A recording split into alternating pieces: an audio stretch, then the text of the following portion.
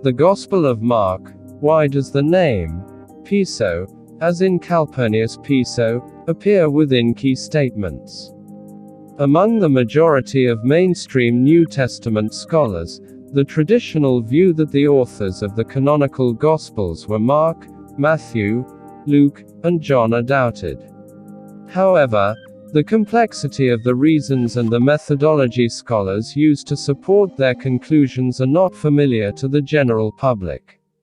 The scholarly majority opinion regarding the Gospels is documented in the Oxford Annotated Bible, published by Oxford University Press. On page 1744, it states, "Neither the evangelists nor their first readers engaged in historical analysis. Their aim was to confirm Christian faith, Luke 1:4, John 20:31. Scholars generally agree that the Gospels were written 40 to 60 years after the death of Jesus. They thus do not present eyewitness or contemporary accounts of Jesus's life and teachings. The Gospels are not historical works, as even the Oxford Annotated Bible states, although they do contain some historical points. So, why do many scholars doubt the traditional authorship of the Gospels?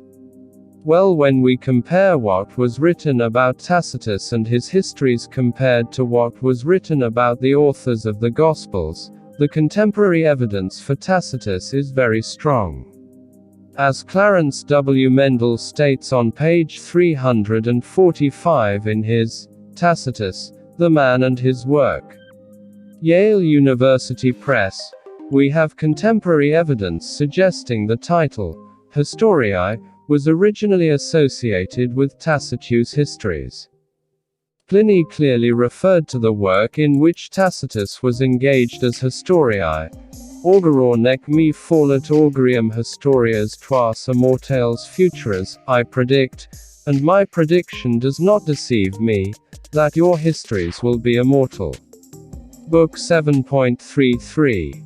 It is not clear whether the term was a specific one or simply referred to the general category of historical writing.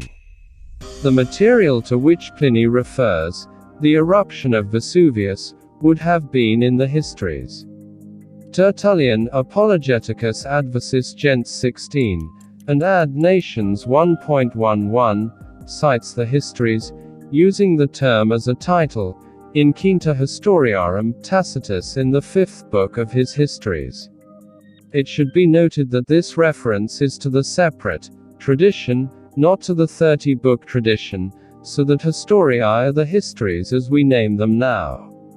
Although the evidence for the original title is not conclusive, it is clear that Pliny the Younger, a contemporary, states that Tacitus is writing a Historiae, when writing directly to him. Tertullian explicitly cites passages in the histories, and refers to the work by that title. The evidence is clear that Tacitus was the author of the manuscripts known as the Histories. The Gospel's authorship, however, is still a mystery within current mainstream academia, and the Gospels are alluded to, or quoted by the First Church Fathers anonymously, i.e., the according to title affixed to each text. When the titles of manuscripts do not tell us who the author is, scholars look within the body of a text for answers, to see if the author gave any clues about their identity. For Tacitus, while the author does not explicitly name himself, he does discuss his relation to the events that he is describing in the Histories 1:1. I had no acquaintance with Galba, Otho, or Vitellius, through either kindness or injury at their hands. I cannot deny that my political career owed its beginning to Vespasian, that Titus advanced it, and that Domitian carried it further, but those who profess inviolable fidelity to truth must write of no man with affection or with hatred. Tacitus does not name himself as the author of the Histories, but he does tell us that he was a Roman politician during the Flavian dynasty, specifying that it is that period that he will write about. the biographical information that we have for Tacitus, outside the histories matches what Tacitus wrote here. For example, the letters of Pliny the Younger, 6.16.6.20, written to Tacitus, responds to Tacitus' request for information about the eruption of Mount Vesuvius, which Tacitus alludes to in Histories 1.2. Tacitus' career as a statesman is also mentioned by Pliny. For example, when he gave the funeral oration for the Roman general Verginius Rufus, Pliny the Younger, 2.1, the consul Cornelius Tacitus pronounced his funeral oration, for the series of his felicities was crowned by the applause of the most eloquent of orators. That means we have outside evidence regarding Tacitus being a Roman politician who wrote about the Flavian era, which links to the information described, in the first person, by Tacitus inside the histories. This gives us very good reason to conclude that the author of the histories is Tacitus. The Gospels of Mark and Matthew are not written in the first person, i.e., spoken by the author, anywhere in the text. Instead, both narratives are told in the third person. That is why scholars doubt and have concluded that the author is not relating personal experiences. Scholars also look at the strictness and complexity of a text, to understand the level of education the individual would have needed to write it. Tacitus was an educated Roman politician, whose education would have given him the necessary compositional, rhetorical, and literary skill to author a complex work such as the Histories. In terms of the authors of the Gospels, however, there is no reason to think that they would have even been able to write a complex Greek narrative. William V Harris's book Ancient Literacy, page 22, states, "Later scholars have critiqued and re-evaluated William's conclusions.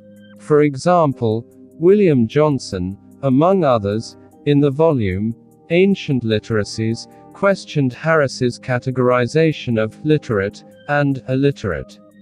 Instead, Johnson, and others, propose there were many levels of functional literacy in the ancient world, and that while non-elites may have had substantially less education, there is evidence that they were able to engage with documents enough to engage in voting procedures, and to communicate through short letters." However, Rosalind Thomas, who contributed to the Ancient Literacies volume, still states that the skill needed to produce complex literature was, for the most part, confined to the upper classes.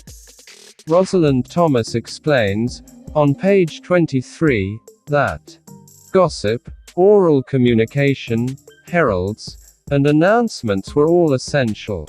Much could and was conveyed by these methods, but the slow writer, to use the term of Roman Egypt, could hardly be equal to a member of the educated elite in their ability to master every aspect of the political system, especially as the elite could probably manipulate texts with relative ease as well compose eloquent speeches. In the books, The Myth of a Gentile Galilee, and Greco-Roman Culture and the Galilee of Jesus, scholar Mark Chauncey states that the two major urban centers where Greek literacy was largely restricted was Sepphoris and Tiberias, and that there was little interaction between the Greek language or Gentiles and the rural Jews of the region.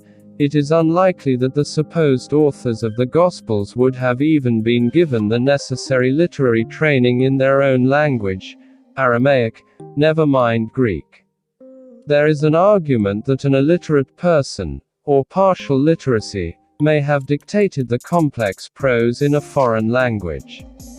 But the royalty of the day had to agree with all the literature being circulated, otherwise, the author wouldn't live long. Considering that slaves copied these various books or book rolls one by one, means only high society people had the powers to achieve this. During the 1st century BC, Rome's empire spanned the entire Mediterranean, except for one part, Judea-Palestina. Judea-Palestina was fighting back against the religious persecution, institution of slavery, and heavy taxes imposed by Rome. The people were holding the ground against Rome's mighty and highly experienced imperial army. The Jews were also fighting among themselves, but a sect called the Pharisees were gaining more support from the people and taking the power away from the Jewish leadership in control of Jerusalem at that time, the Sadducees. The Sadducean leadership, the sect of the Herodian Hasmonean royal family, were related to a powerful family based in Rome, the Calpurnius Pisos, one of Rome's most distinguished senatorial families, and the Flavians.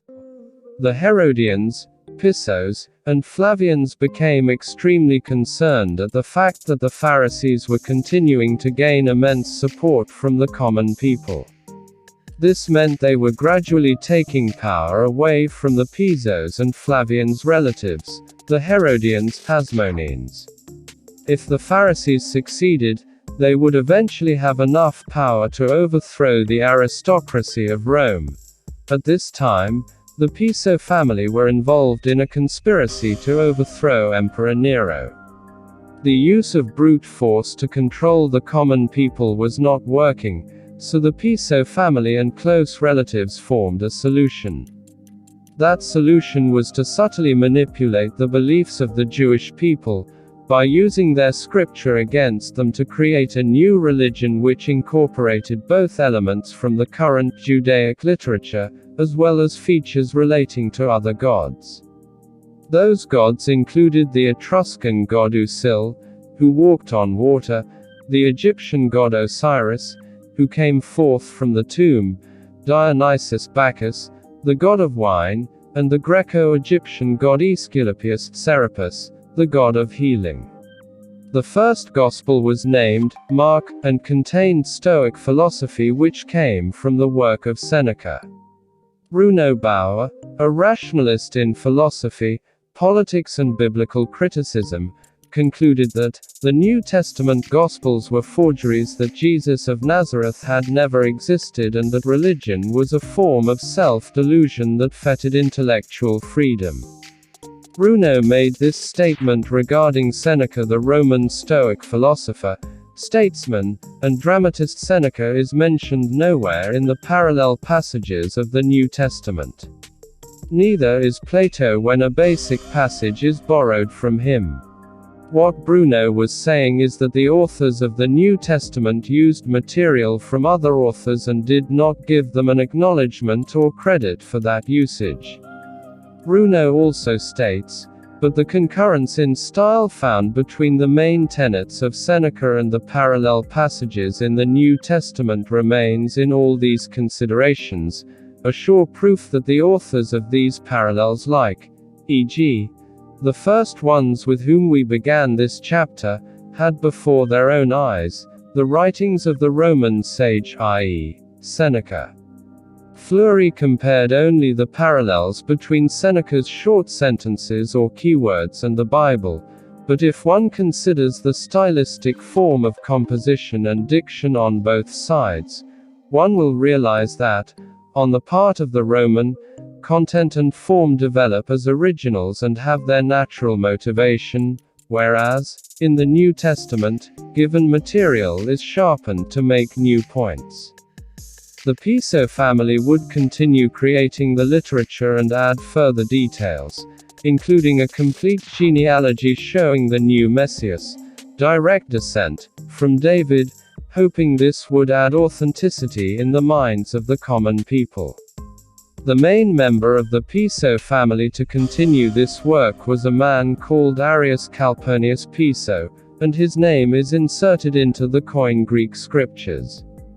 As this religion was seen as the replacement of not just the Hebrew God, but also the rest of the empire's gods, which did not seem to be controlling the people anymore, the authors made sure to add attributes from the gods mentioned above to their new story.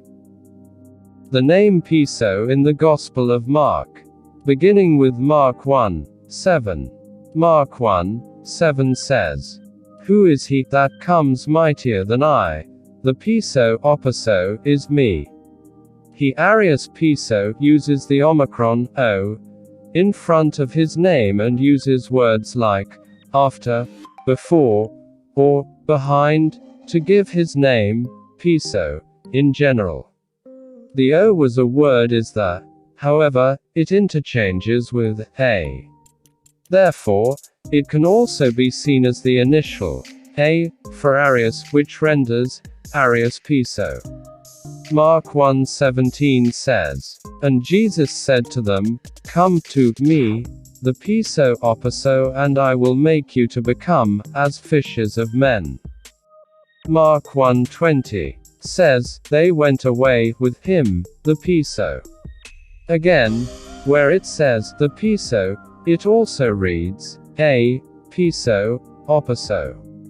Mark 2:16 says, "Why is it that he, Jesus, eats and drinks with the tax gatherers and sinners?"